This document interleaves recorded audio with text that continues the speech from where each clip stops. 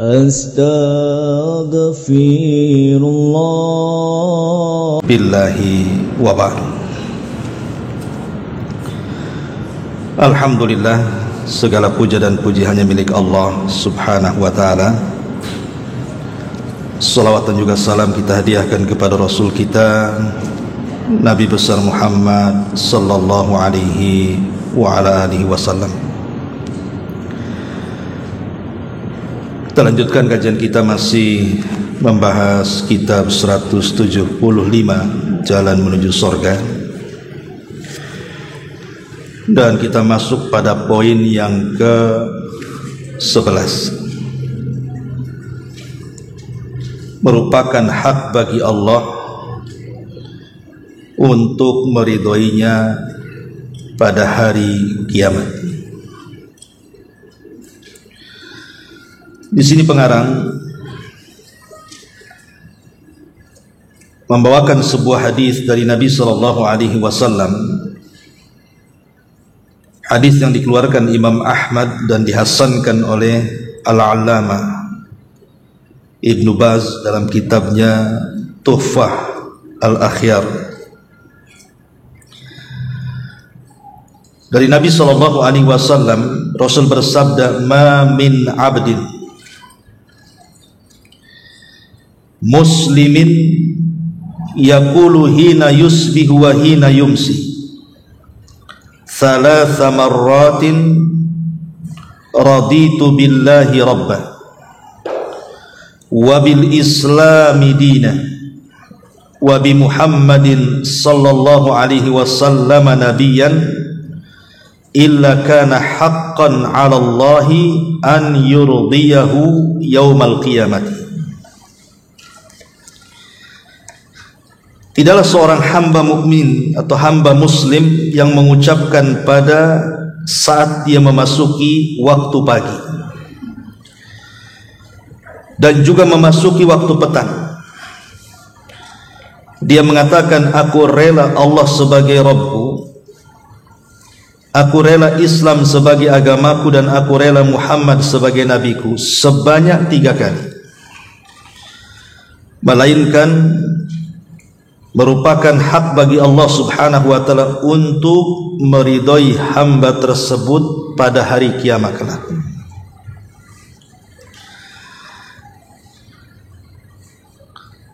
Taib, ma'asyiral muslimat yang dimuliakan Allah subhanahu wa ta'ala, poin ke-11 ini menjelaskan kepada kita tentang satu zikir yang kalau bisa jangan pernah ditinggal, baik di pagi ataupun di petang hari, karena manfaatnya luar biasa. Jadi ibu kalau baca pagi-pagi habis subuh atau sore hari setelah asar atau setelah maghrib, ibu baca raditu billahi rabbah wa bil islami dina wa bi Muhammadin nabiyyan, cukup 3 kalimat ini. Aku redha Allah sebagai Rabbku, Islam sebagai agamaku, dan Muhammad sallallahu alaihi wasallam sebagai nabiku. Maka Allah subhanahu wa ta'ala akan meridhoi kita kelak pada hari kiamat. Bahkan dalam riwayat yang lain disebutkan dalam hadis Abi Sa'id Al-Khudri radhiyallahu an,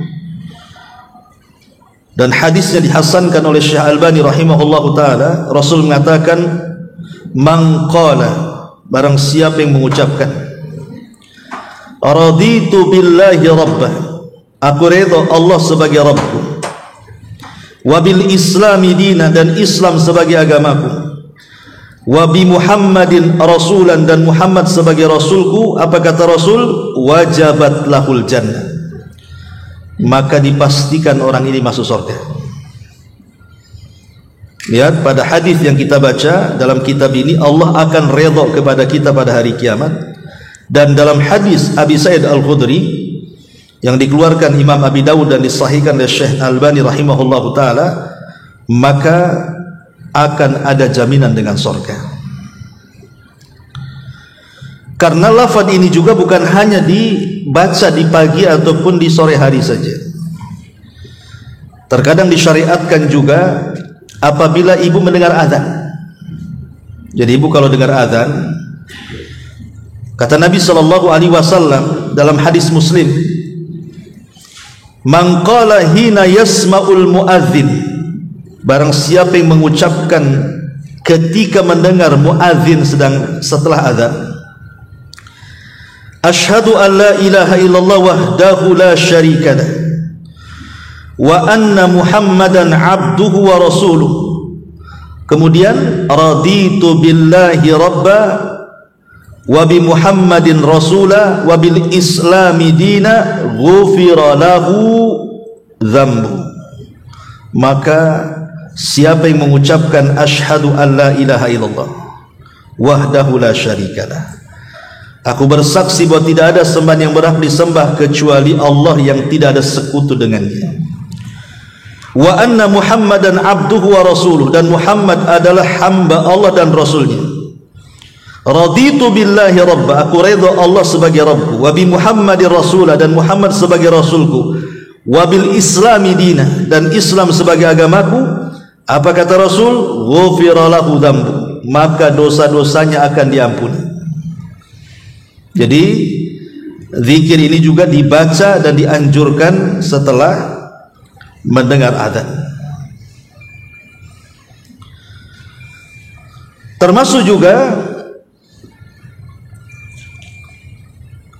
dianjurkan dibaca sebelum tidur. Kata Nabi SAW dalam hadis Bara bin Azib radhiyallahu an, Nabi mengatakan, idza ataita madja'aka fatawadda wudu'aka lis-shalah, apabila anda menuju pembaringan kemudian berwudu seperti wudunya salat, thumma taji ala syikil aiman, kemudian tidur berbaring ke arah kanan, thumma qul, kemudian katakan olehmu, Allahumma aslamtu wajhi ilaika, ya Allah aku serahkan wajahku kepadamu, wa fawwadtu amri ilaika, aku serahkan seluruh urusanku kepadamu, wa alja'tu dhahri ilaika, aku serahkan punggungku kepadamu, raghbatan wa rahbatan ilaika, harapan dan takut hanya milikmu, la malja'a wa la manja minka ilaik, tidak ada tempat berlindung dan tempat selamat kecuali kepadamu. Di sini syahidnya, Allahumma amantu bi kitabika alladhi anzal, ya Allah aku beriman dengan kitabmu yang kau turunkan, itu sama dengan wabil islami dina, wabi nabika alladhi arsal, dan dengan nabimu yang kau utus, itu sama dengan Muhammad nabiyan wa rasulah.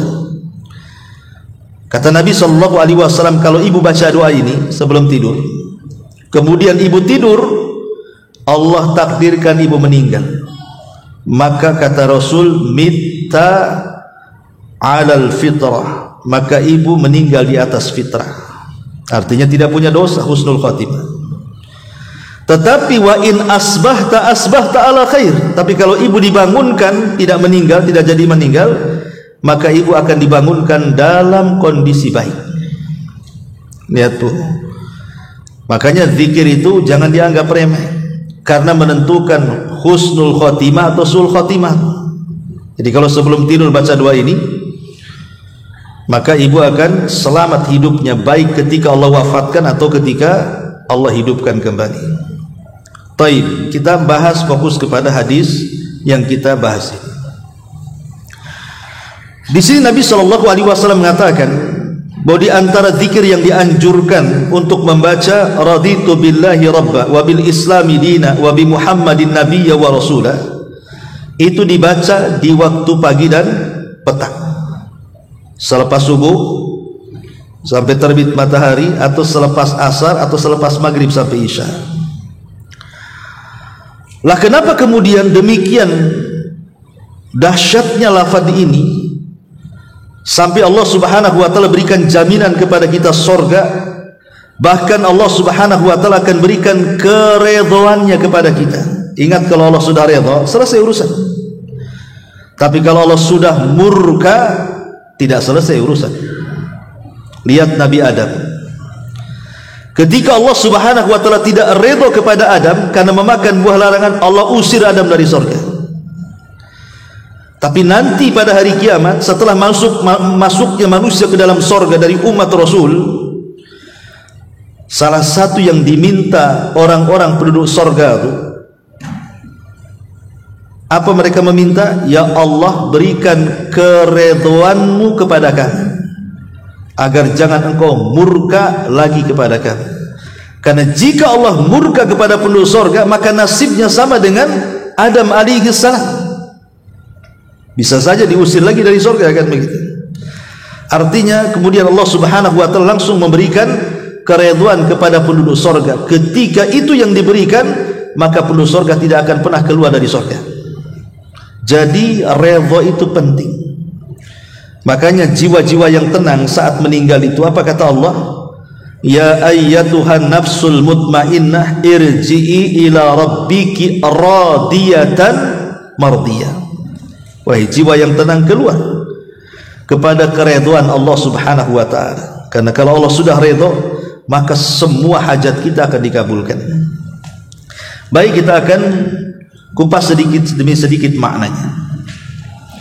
Karena melafadzkan sesuatu kalau tidak tahu paham maknanya, maka kurang semangat mengucapkannya.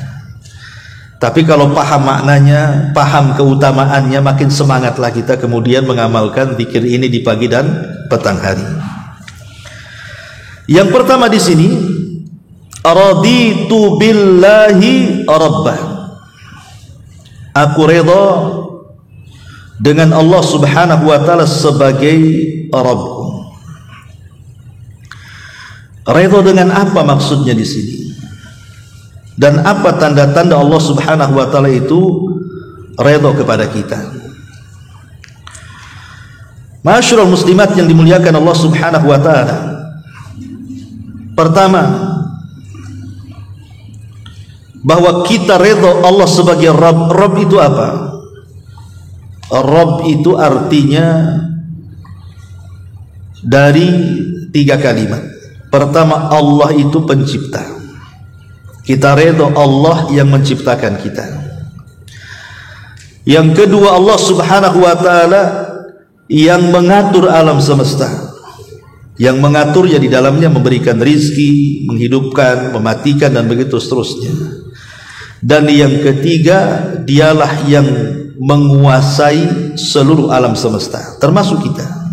Itu disebut Rabb namanya, ya.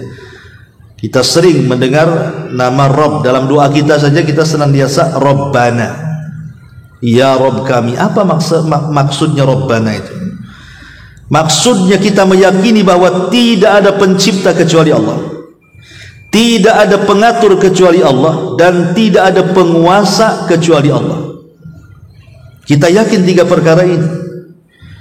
Ketika kita katakan raditu billahi rabba, artinya kita redha sebagai Allah sebagai Rabb kita. Itu maksudnya kita rela bahwa tidak ada pencipta kecuali Allah. Maka jangan menetapkan pencipta di luar daripada Allah Azza wa Jalla. Kemudian kita rela bahwa Allah yang mengatur alam semesta. Jangan katakan ada pengatur selain Allah Azza wa Jalla. Dan kita rela bahwa tidak ada penguasa yang menguasai alam semesta kecuali Allah. Dan jangan katakan di sana ada penguasa selain Allah. Maknanya di sini kita ini dituntut untuk mentauhidkan Allah dalam kalimat raditu billahi rabban. Karena begini Bu, logikanya. Kita lihat para penyembah berhala itu, menyembah patung, menyembah pohon, menyembah binatang. Kan ada tuh agama-agama itu yang mereka sesembahannya binatang kan. Seperti di India itu kan banyak tuh agama-agama itu. Sapi aja disembah, gajah aja disembah di sana tuh. Kita perhatikan tuh sesembahan selain daripada Allah. Apakah mereka bisa menciptakan? Ataukah mereka yang tercipta oleh manusia? Sekarang berhala-berhala itu dicipta oleh kita, dipahat oleh kita, ataukah dia yang menciptakan kita? Atau dia tercipta dengan diri dia sendiri? Maka kita katakan mustahil kalau dia menciptakan kita. Kalau kita yang menciptakan dia, mungkin, karena banyak patung-patung itu dipahat manusia. Lah apakah layak Tuhan yang diciptakan manusia, tiba-tiba manusia menyembahnya? Ya tidak layak. Nah, Tuhan yang layak disembah itu karena dia menciptakan kita. Ini yang pertama. Yang kedua, apakah sesembahan yang disembah selain daripada Allah itu mereka yang mengatur rezeki kita, mereka yang mengatur kehidupan dan kematian kita? Kita katakan tidak. Mereka aja tidak hidup, patung-patung itu macam mana mau menghidupkan orang? Dia sendiri tidak bisa melindungi dirinya, macam mana akan melindungi yang lain? Coba patung itu dipukul, ngelawan nggak? Nggak mungkin lah ngelawan, diam saja dia, diinjak-injak pun dia. Bahkan ada seorang dai di Malaysia itu masuk Islam gara-gara apa? Rumahnya kebakaran. Ketika kebakaran, satu keluarga selamat, patungnya tak selamat, patungnya kebakar. Jadi berpikir, ini gimana patung ini? Harusnya dia cepatlah padamkan api itu, malah dia pula terbakar. Akhirnya masuk Islam dia. Lah bagaimana kemudian berhala yang tidak bisa mengatur, memberikan rizki, memberikan keselamatan, perlindungan, disembah? Mana akalnya? Kita ini hanya menyembah zat yang bisa mengatur, memberikan rizki, memberikan kehidupan, memberikan nikmat, memberikan kematian dan seterusnya. Itulah layak disembah, dan itu hanya ada pada Allah Azza wa Jalla, termasuk yang menguasai. Tidak ada yang menguasai alam semesta ini kecuali Allah Azza wa Jalla. Karena ada sebagian orang yang berada di tepian-tepian pantai laut selatan itu, mereka menganggap bahwa sebagian lautan itu ada penunggunya. Ada yang menunggu, namanya Nyai Roro Kidul. Itu apa itu? Atau Nyai Roro Ngetan Ngulon, nasib baik Kidul saja, cuma satu ya kan. Tapi kita lihat bahwa mereka mengklaim bahwa sebagian lautan itu dikuasai oleh ratu ini, sehingga akhirnya setiap tahun mereka membuat ritual membuang kepala kerbau ke lautan kan. Untuk apa coba? Kita katakan tidak ada satu jengkal di laut pun kecuali Allah yang berkuasa di situ. Maka zat yang berkuasa terhadap alam semesta sudah layak untuk disembah. Makanya kita katakan raditu billahi robba, karena dia yang menciptakan, dia yang mengatur, dia yang menguasai, maka sudah selayaknya kita redha dengan Allah Azza wa Jalla. Karena tiga soalan ini, Bu, raditu billahi rabba wa bil islami dina wa bi Muhammadin nabiyya wa rasulah. Kenapa penting kita pahami maknanya?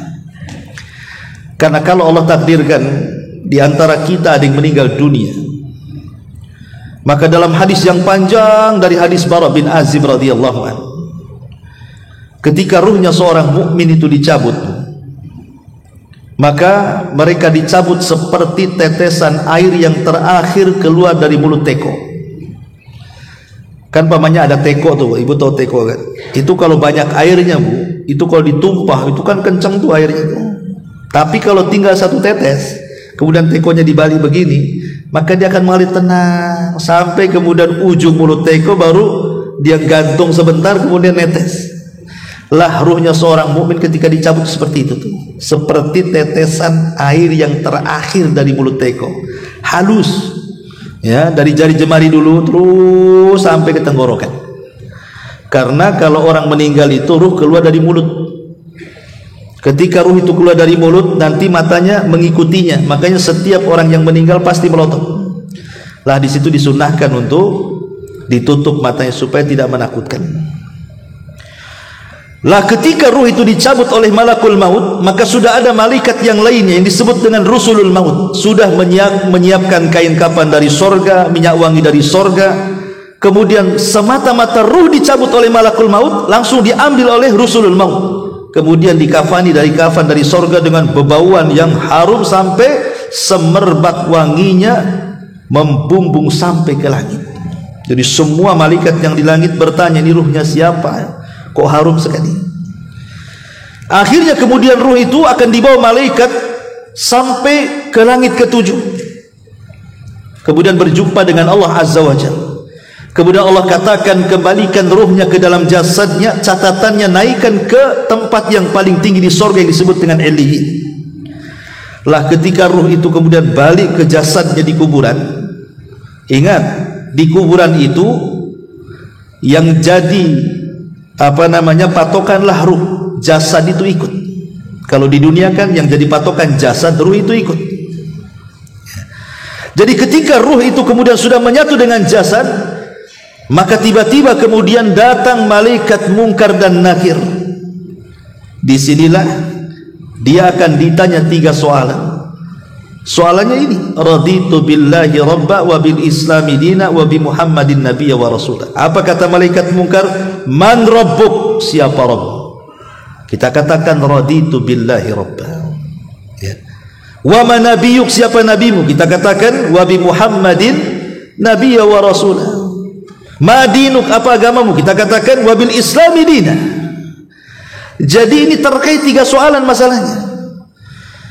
Semua akan ditanya, kecuali ada orang-orang yang dikecualikan dari fitnah kubur. Ada yang tidak ditanya, seperti bayi. Ada yang mengatakan dia tidak akan ditanya. Kemudian para murabit itu kayak sekarang orang-orang Palestina yang dikepung oleh Zionis Yahudi itu, mereka tidak bisa keluar. Mereka menghadapi peperangan yang sewaktu-waktu mereka meninggal, mereka tidak bisa tidur. Itu disebut murabit namanya. Jadi orang-orang yang murabit ini kalau mereka meninggal tidak akan ditanya.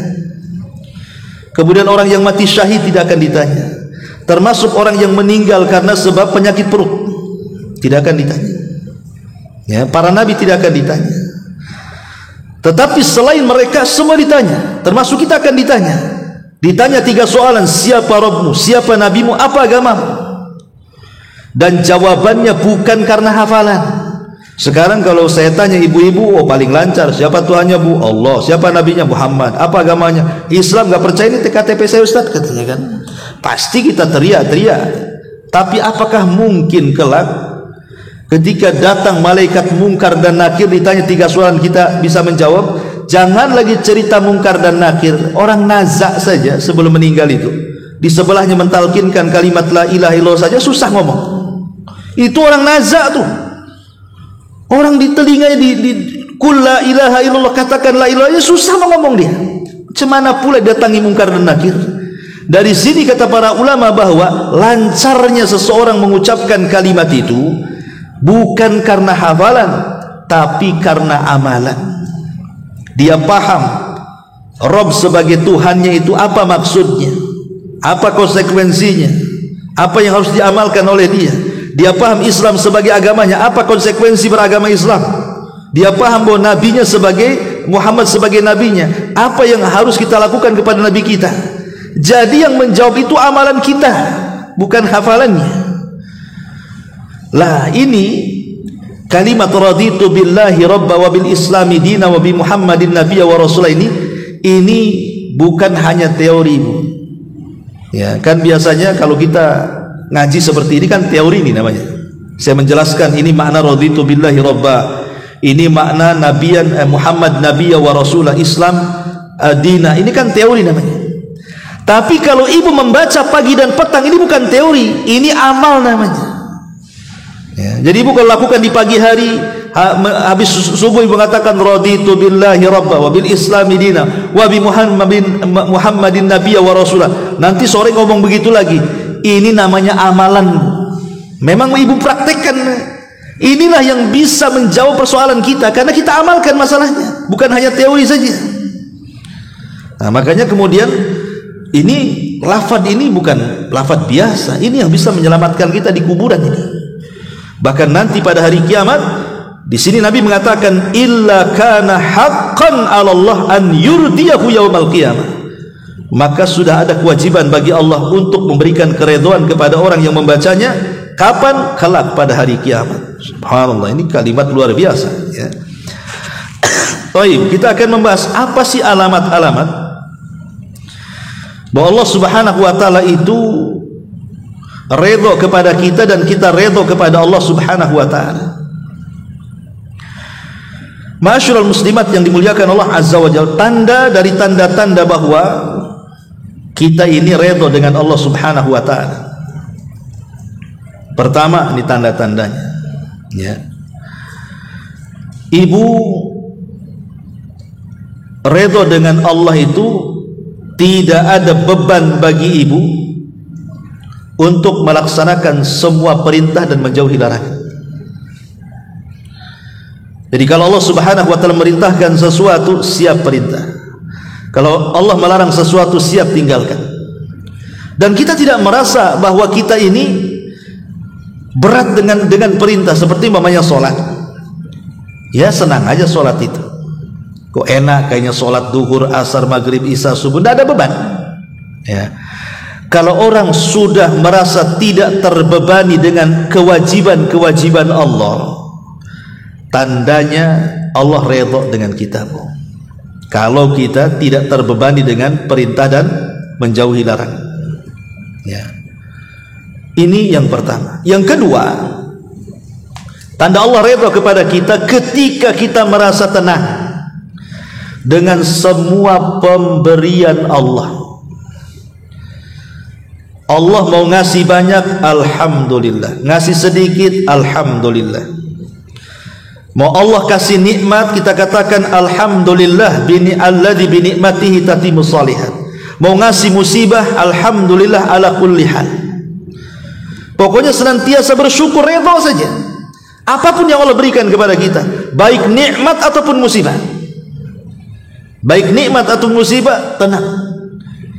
Berjalan dengan takdir Allah Subhanahu wa taala. Karena terkadang kenapa Allah Subhanahu wa taala menguji hamba-hambanya sedemikian rupa?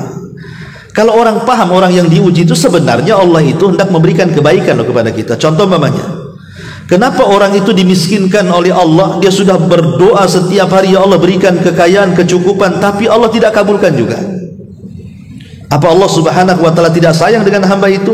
Bukan tidak sayang, tapi Allah Subhanahu wa taala hendak memberikan kebaikan. Sebab kalau seandainya Allah kabulkan permintaannya dari miskin ke kaya, jangan-jangan dia lupa ibadah nantinya.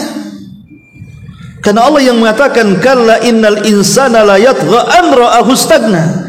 Terkadang manusia itu mudah melampaui batas ketika Allah bentangkan kekayaan tuh. Waktu miskin rajin, ibu tuh ngaji paling depan lagi itu. Ustadznya belum datang, ibu sudah datang. Itu lagi susah ya gitu. Udah kaya, ustadznya yang diundang ke rumahnya. Ya, kenapa nggak hadir di pengajian? Nggak perlu, saya datangkan ustadz ke rumah saya. Mantap kalau begitu bu. Masih ingat kan? Tapi yang parah itu udah nggak ikut ngaji, ustadz pula datang ke rumah. Lo kemana ibu lo coba? Oh lagi sibuk shopping ustadz. Nah kan udah shopping dah, larinya ke mall. Karena udah banyak duitnya. Jalan sana, jalan sini, ke Malaysia, Singapura, Australia, terakhir ke Israel pula. Ya. Masyarul muslimat yang dimuliakan Allah Subhanahu wa taala, kan repot jadinya. Jadi kalau seandainya kita redha dengan pemberian Allah, boleh jadi kita Allah miskinkan, itu ada baiknya. Sehingga dengan kehidupan saya seperti ini akhirnya dekat dengan Allah, rajin ke masjid, rajin ke pengajian. Ambil hikmahnya di situ. Atau umpamanya Allah buatlah orang itu sakit bertahun-tahun. Orang itu sakit gitu kan, ada orang sakit itu kasihan, kadang-kadang setahun 2 tahun dia harus baring, mungkin karena stroke atau karena apa kan ya. Terkadang kalau orang itu paham kalimat raditu billahi rabba, tenang hatinya. Jangan-jangan Allah itu sengaja membuat aku sakit seperti ini, sebab kalau aku sehat mungkin aku maksiat lagi.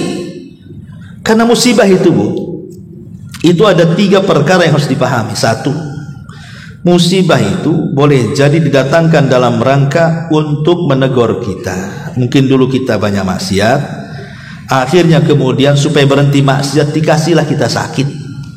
Karena orang sakit mau maksiat kemana, dia aja gak bisa bergerak kan gitu ya. 1. Yang kedua, jangan-jangan dengan sakit itu Allah hendak menyadarkan kita supaya kita lebih mengingat dia lagi. Makanya kita lihat kan orang sakit itu lebih banyak yang sadar daripada yang sehat kan bu. Orang sakit itu apa sih yang dilakukan? Ya pasrah, paling banyak zikir, banyak baca Quran. Itu orang sakit itu. Ibu kalau ingin dengar banyak zikir, ke rumah sakit tuh. Banyak orang zikir, orang sakit-sakit itu. Kan alhamdulillah bu, ketika sehat dia nggak bisa berzikir, ketika sakit dia berzikir pula kan.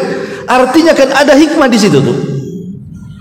Kemudian yang ketiga, di situ justru tempat berdoa. Kalau orang sakit itu pasti doanya mustajab. Karena Allah yang mengatakan amma yujibul mudtarra idada. Siapa lagi yang akan mengabulkan orang yang kesulitan, kesusahan itu? Orang sakit itu kondisi susah. Kalau dia berdoa itu mustajab. Kesempatan dia doakan anaknya supaya sukses, doakan anaknya supaya diluaskan rizkinya, didoakan supaya keluarganya sadar. Itu kan mustajab itu doanya orang sakit itu. Jangan doa kepada dia saja minta kesembuhan, selain daripada minta kesembuhan, itu waktu mustajab doa. Doakan juga anaknya, orang tuanya, keluarganya. Itu waktu mustajab sebenarnya. Jadi sebenarnya kalau kita paham raditu billahi rabba, aku redha Allah sebagai Rabbku, pasti dia akan redha dengan semua pemberian Allah Azza wa Jalla. Bahwa apapun yang Allah berikan sedikit banyak pasti ada maslahat di dalam, pasti ada kebaikan, tidak mungkin tidak. Cuman kadang-kadang apa yang kita anggap jelek itu kita anggap jelek semua, padahal yang kita anggap jelek itu rupanya baik di sisi Allah. Atau yang dianggap kita baik itu baik semua, tidak. Terkadang yang kita anggap baik itu jelek pula di hadapan Allah Azza wa Jalla. Maka yang kedua, raditu billahi rabba, redalah dengan semua pemberian Allah Subhanahu wa taala. Mau dikasih rezeki banyak, alhamdulillah. Mau sedikit, alhamdulillah. Dan yang ketiga, redha bi aqdarillahi azza wa jalla. Redha dengan takdir. Kalau tadi kan dengan rizki, redha dengan takdir. Yang namanya takdir itu kadang baik, kadang jelek. Tidak semua takdir itu baik dan tidak semua takdir itu jelek. Kadang-kadang Allah pergilirkan tuh. Kadang-kadang jelek, kadang-kadang baik. Hari ini kadang-kadang baik, bahagia, besok pula jelek, menangis. Ya, hari ini kadang-kadang jelek pula takdirnya, umpamanya sempit rezekinya, besok pula takdirnya baik, diluaskan pula rezekinya. Itulah manusia seperti itu. Kadang-kadang hari ini takdirnya baik, sehat lah kita bangun itu, enak kali bangun itu, besok pula pegang-pegang pinggang, pegang sakit di sana, sakit sini. Apa begitu takdir itu kan? Lah semua kita harus redha. Karena redha itu juga puncak daripada syukur. Redha itu puncak daripada syukur. Kalau kita redha, tenang menghadapi semuanya. Lah itu alamat kalau Allah Subhanahu wa taala redha kepada kita. Adapun apa sih bagaimana kita caranya mendapatkan keridhaan Allah Subhanahu wa taala itu? Tentu juga ada alamatnya. Pertama, mintalah taufik dari Allah. Minta hidayah, supaya kita bisa digerakkan beramal soleh. Ya, minta hidayah, ya Allah, saya ini malas sholat, tolonglah mudahkan saya sholat ini. Kok bakhil kali, ya Allah, mudahkan saya sedekah. Ya Allah, kok saya keras kali hati ini, ya Allah, lembutkan hati saya. Terus begitu minta kepada Allah, supaya kita diberikan taufik. Karena taufik inilah hidayah yang tidak ada jualnya. Ini Allah yang kasih. Ya. Kemudian yang kedua, ketika kemudian kita berdoa kepada Allah Subhanahu wa taala, jangan pernah bosan-bosan. Kalau Allah Subhanahu wa taala sudah takdirkan ibu diijabah, itu tandanya Allah ridha. Karena salah satu tanda Allah ridha itu doa-doa kita diijabah. Makanya untuk mendapatkan keridhaan Allah, terus berdoa sampai Allah kabulkan. Dan jangan katakan, ya Allah, saya sudah sering berdoa kok nggak dikabul-kabulkan. Justru kalau ngomong gitu nggak dikabulkan tuh. Ya. Jangan ngomong sama kawannya, saya sudah sering berdoa tetap aja nggak dikabulkan. Justru kalau ngomong gitu nggak dikabulkan tuh. Itu namanya istijal namanya. Istijal itu terburu-buru pengabulan doa. Allah Maha tahu dengan doa kita. Sebelum kita berdoa saja Allah tahu mau ngapain kita itu, mau minta apa Allah sudah tahu. Dan Allah tahu bagaimana maslahat pengabulannya. Ini poin yang pertama, raditu billahi rabbah. Kemudian poin yang kedua, wabil islami dina. Dan kita redha dengan Islam sebagai agama kita. Artinya begini, agama Islam ini adalah agama, pertama kita tahu dulu maknanya. Apa sih Islam? Islam itu adalah al-istislamu lillahi bitauhid wal inqiyad lahu bitta'ah, kemudian wal bara'atu minasyirki wa ahli. Jadi Islam itu terdiri dari 3 kata. Pertama, al-istislamu lillahi bitauhid. Kita menyerahkan diri kepada Allah dengan cara tauhid. Yang kedua, wal inqiyadu lahu bitta'ah. Kita menundukkan diri kepada Allah dengan cara melaksanakan ketaatan. Dan yang ketiga, wal bara'atu minasyirki wa ahli, berlepas dari kesyirikan dan para pelakunya. Inilah Islam. Islam itu kita senantiasa menyerahkan diri dengan tauhid, tunduk dengan ketaatan, dan berlepas diri dari kesyirikan dan para pelakunya. Kalau tiga perkara ini ibu lakukan, ibu seorang muslim. Mentauhidkan Allah, mentaati Allah, menjauhi kesyirikan. Inilah bedanya Islam dengan di luar daripada Islam. Makanya sering saya katakan, kalau ada orang liberal, mereka mengatakan semua agama sama. Islam sama dengan Yahudi, Yahudi sama dengan Nasrani. Orang ini tidak paham makna Islam. Makna Islam itu adalah agama penyerahan dengan tauhid, ketundukan dengan ketaatan, dan berlepas dari kesyirikan. Lah sekarang agama Nasrani, tauhid atau syirik? Syirik. Mereka menyembah Isa. Ya, Yahudi di atas tauhid tidak, mereka menyembah Uzair. Hanya Islamlah yang menyembah Allah. Makanya tidak sama Islam dengan Yahudi, Islam dengan Nasrani. Kita ini agama tauhid, mereka bukan. Kok kemudian dikatakan semua agama sama? Ya. Kemudian mengistilahkan dengan kata banyak jalan menuju Roma, nanti toh juga ketemu di sorga. Siapa bilang ngomong ini enak aja kalau ngomong, ya. Nggak begitu. Islam dengan agama yang lain beda. Karena Islam itu satu-satunya agama yang diridhoi oleh Allah Subhanahu wa taala. Inna dina indallahil Islam. Wa man yabtaghi ghairal islami dinan falan yuqbala minhu wa huwa fil akhirati minal khasirin. Agama yang paling diridhoi di sisi Allah hanyalah Islam. Barang siapa yang mencari agama selain daripada Islam, selain tertolak, dia rugi itu agamanya. Akan menyelamatkan dia di dunia dan akhirat. Jadi kita harus pahami kenapa kita ridho dengan Islam. Karena satu-satunya agama yang paling benar hanyalah Islam. Dan kita harus menyatakan seperti itu. Orang yang mengatakan semua agama sama itu karena ragu-ragu dia dengan Islam. Dia ragu dengan Islam. Kalau begitu, kalau memang dia mengatakan semua agama sama, ya gini saja. Nanti kalau ku mati, ya biar kita serahkan aja ke tempat pembakaran itu. Biar dia dibakar sana kan itu. Mau nggak orang yang mengatakan semua agama sama itu, kalau mati kita bawalah ke tempat pembakaran itu, biar jadi abu saja dia. Oh enggak mau loh, kok nggak mau? Ya. Kamu mengatakan semua agama sama, berarti Hindu sama dengan Islam, Buddha sama dengan Islam, Konghucu sama dengan Islam, Yahudi Nasrani sama dengan Islam. Kalau begini saja, kamu seminggu di Islam, seminggu di Nasrani, seminggu di Yahudi, seminggu di Buddha, buat kayak gitu aja orang itu. Bisa nggak? Mau nggak kayak gitu tuh? Intinya bahwa kita harus redho dengan Islam, dan kita harus fanatik, dan kita harus berani mengkafirkan di luar daripada Islam. Ketika Allah Subhanahu wa taala mengatakan lam yakunil ladzina kafaru min ahlil kitab, Allah katakan ahli kitab itu kafir, maksudnya Yahudi Nasrani, maka kita katakan Yahudi kafir, Nasrani kafir. Kenapa? Allah yang mengkafirkan kok. Kita kan tidak boleh mengkafirkan kecuali kafirkan. Ketika Allah mengatakan Yahudi kafir, kita katakan kafir. Ketika Allah mengatakan Nasrani kafir, kita katakan kafir. Ketika Allah mengatakan tidak kafir, baru kita diam. Karena kita hanya mengkafirkan yang Allah kafirkan.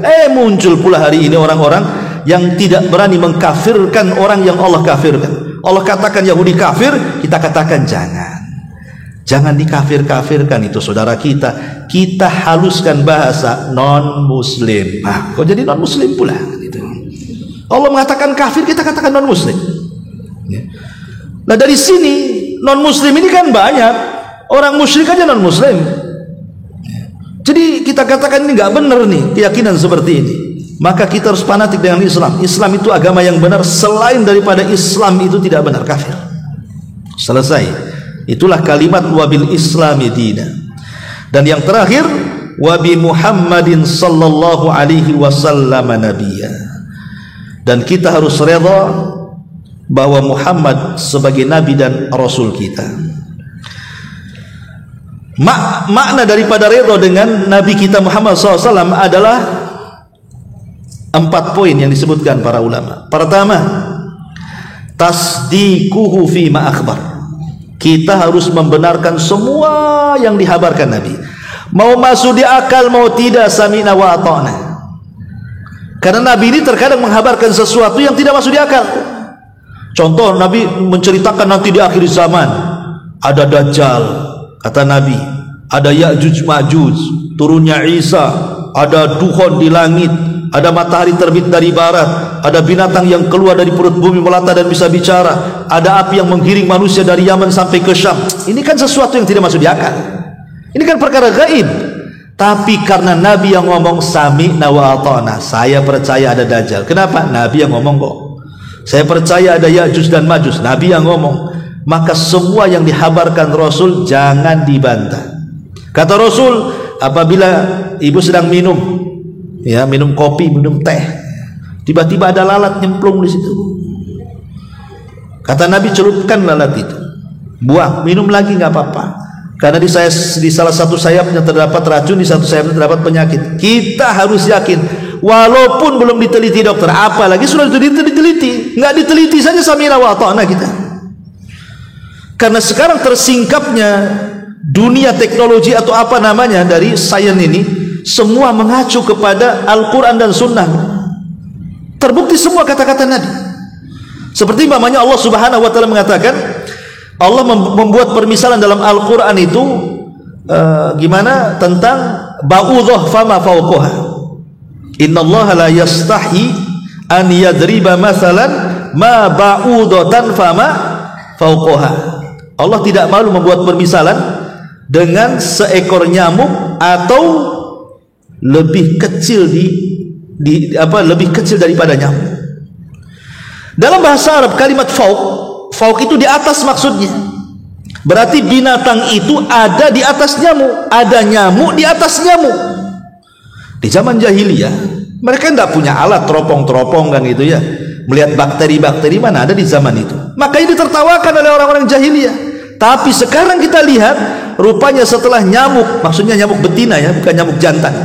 Karena yang menyedot darah itu kan nyamuk betina. Nyamuk jantan itu ya dan yang nyedot bunga atau apa kan.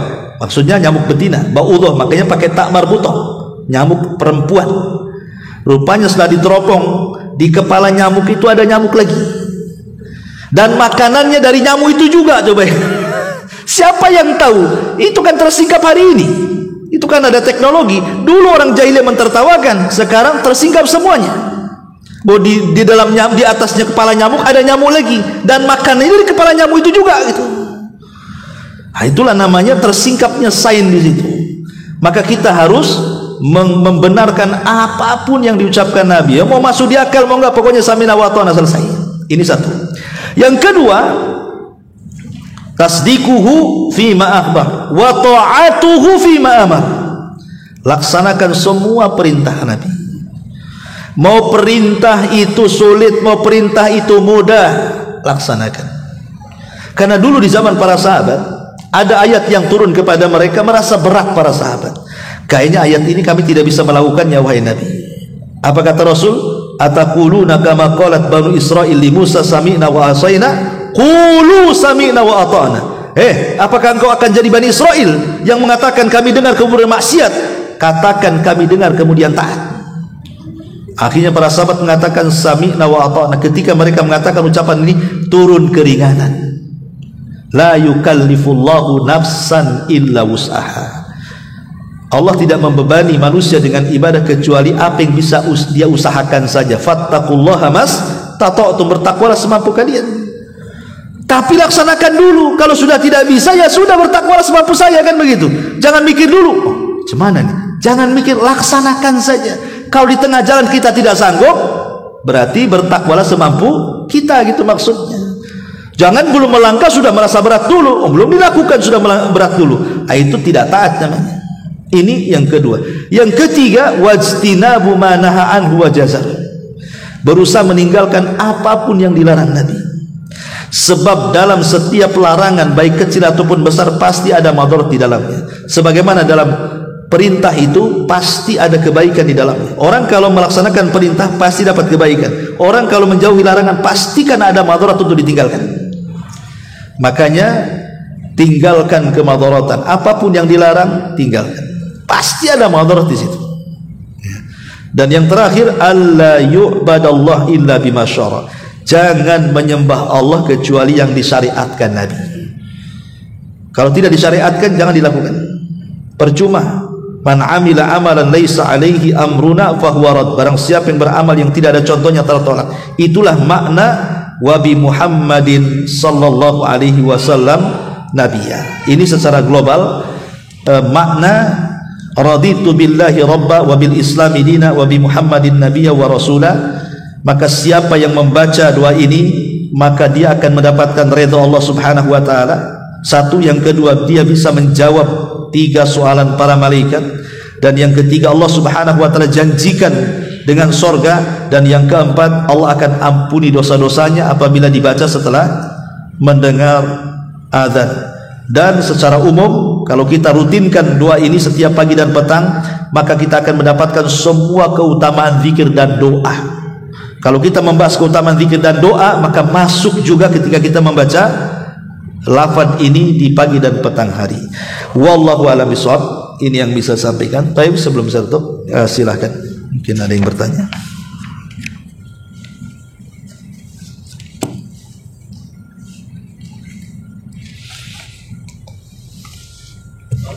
Nggak ada? Alhamdulillah, kalau nggak ada cepat balik ya. Subhanallah bihamdika asyhadu an la ada. Ngomonglah ada.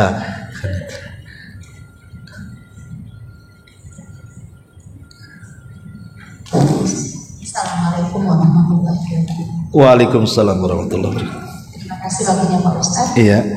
Saya gak mundur ke yang minggu lalu yang Pak Ustaz tapi ada kemudian. Saya mau bertanya Pak Ustaz, untuk berzikir yang dekat dalam waktu sholat, bisa kita dalam keadaan tidak berwudu. Apakah setiap kita mau zikir kita harus berwudu? Bisa menanya Pak Ustaz, lagi masak atau lagi di mobil, apakah kita Iya. Kalau kita dalam tidak berwudu? Iya. Terima kasih. Wassalamualaikum warahmatullahi wabarakatuh. Waalaikumsalam warahmatullahi wabarakatuh. Berzikir itu tidak wajib berwudu, tapi kalau berwudu lebih baik lagi. Karena Nabi Shallallahu Alaihi Wasallam mengajarkan kepada kita zikir itu ala kulli halin, dalam kondisi apapun. Artinya dalam kondisi apapun tidak wajib menutup aurat, ya, tidak wajib di masjid, boleh di rumah, boleh di mana saja. Makanya saya katakan Bu, amalan yang ringan tetapi mendulang pahala banyak, dan siapapun bisa mengamalkannya, anak kecil, orang dewasa, laki-laki, perempuan, orang sehat, orang sakit, orang miskin, orang kaya, orang sukses, orang gak sukses. Hanya satu, zikir. Semua orang bisa melakukannya kan? Anak kecil bisa zikir, orang dewasa, orang tua bisa zikir, laki-laki bisa zikir, perempuan bisa zikir, orang sakit bisa zikir, orang sehat bisa zikir, orang kaya bisa zikir, orang miskin bisa zikir, orang di rumah, di jalan, di pasar, semua bisa zikir. Jadi zikir itu amalan mudah tapi mendulang pahala besar, tanpa harus berwudu, tanpa harus menutup aurat, tanpa dibatasi dengan waktu dan tempat, tidak mengeluarkan tenaga, tidak mengeluarkan biaya lagi. Kalau haji Bu, nabung dulu tuh, nanti daftar ini sekarang 20 tahun baru berangkat. Itu haji tuh. Kalau sholat wudu dulu, pakai mukena dulu, gerakan dulu kan itu. Kalau zikir enggak, ngomong aja subhanallah wa bihamdi subhanallahil azim. Itu saja sudah berat timbangan kita. Kata Nabi SAW, maukah kutunjukkan kepada kalian satu sebaik-baik amal? Yang kedua, lebih baik daripada infak dengan emas dan perak. Yang ketiga, lebih baik daripada jihad, kau bunuh atau kau dibunuh musuh. Yang kelima, diangkat derajatnya. Yang keenam, disucikan jiwanya. Kata sahabat, apa itu Rasul? Kok amalan itu banyak kali keutamaannya? Kata Nabi SAW, zikrullahi azza wa jal, berzikir kepada Allah. Bahkan Rasul mengatakan sabaqal mufarridun. Jadi kalau ibu ini berdua dari rumah ke sini, boncengan naik motor atau mungkin satu mobil, yang nyetir zikir saja, yang di sampingnya gibahin orang pula, pengerumpi. Beda Bu, sama-sama ke pengajian, yang satu zikir, yang satu ngerumpi. Ini yang nyetir ini, selain daripada dia yang menyampaikan ke pengajian, dia duluan masuk surga tuh. Makanya Rasul mengatakan sabaqal mufarridun, telah mendahului al mufarridun masuk surga. Siapa mufarridun itu wahai Rasul? Az-zakirunallaha katsira wadz-zakirat. laki-laki dan perempuan yang terus berzikir. Jadi sama-sama jalan kaki ke sini, yang satu zikir, yang satu enggak. Nih yang zikir masuk surga duluan tuh. Ya, itulah makanya keutamaan orang zikir. Wallahu a'lam.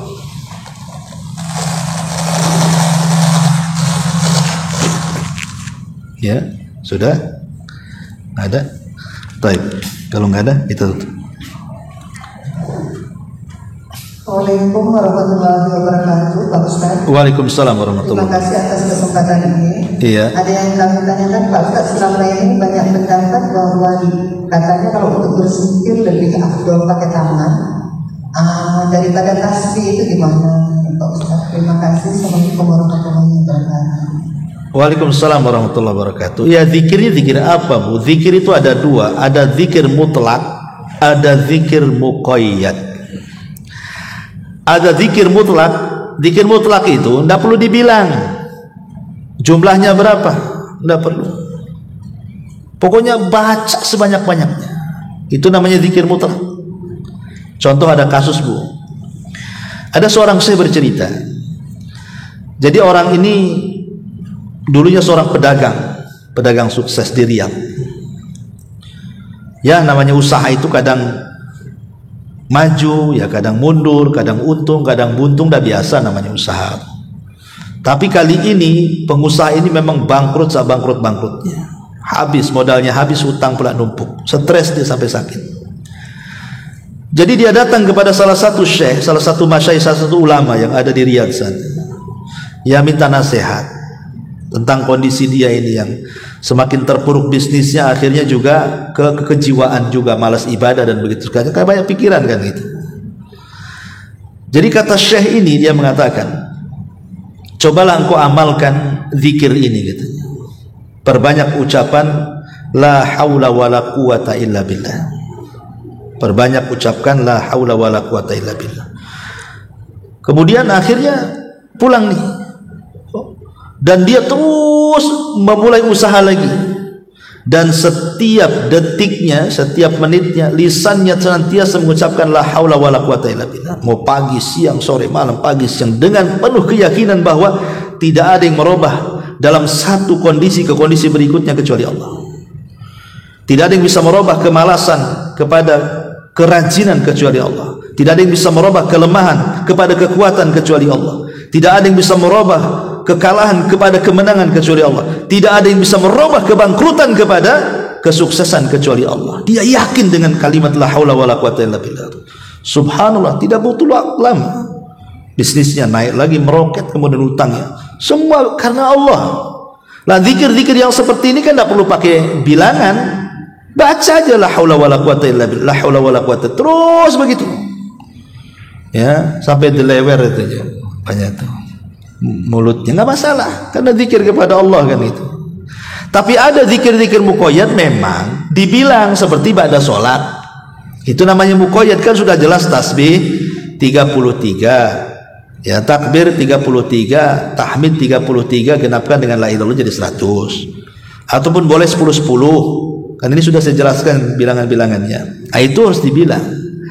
Apakah perlu pakai tangan ataukah pakai tasbih, kan begitu. Ya jelas Nabi SAW tuntunannya pakai tangan. Tuntunan Rasul itu pakai tangan. Tapi bukan berarti kemudian pakai tasbih itu tak boleh. Kalau hanya dijadikan wasilah menghitung saja tidak masalah. Tapi kalau dijadikan sebuah ibadah itu yang perlu dalil. Tidak boleh. Oh harus pakai tasbih, kalau enggak afdol. Oh, enggak boleh. Jadi tasbih itu hanya untuk menghitung saja biar enggak lupa. Gitu aja ya. Tapi jangan kemudian diyakini itu sebuah ibadah. Karena kalau diyakini sebuah ibadah ya harus ada dalilnya. Ya, tapi kalau Nabi SAW tentu jelas dengan tangan dalilnya. Kenapa dengan tangan, Bu? Supaya tangan ini akan jadi saksi pada hari kiamat. Tangan kita ini, Bu, nanti akan jadi saksi. Semakin banyak kita gerak seperti ini, nanti akan jadi saksi di hadapan Allah tangan kita. Itu masalahnya, kenapa kita lebih afdol dengan tangan. Tapi dengan tasbih tidak ada masalah. Tapi jangan diyakini dengan sebuah ibadah itu saja. Wallahu a'lam. Baik, sampai di sini. Ini karena Jumat juga, saya jauh juga khutbah Jumat. Subhanallah bihamdika, asyhadu an la ilaha illa anta astaghfiruka wa atubu ilaik. Allahu ta'ala alam. Assalamualaikum warahmatullahi wabarakatuh.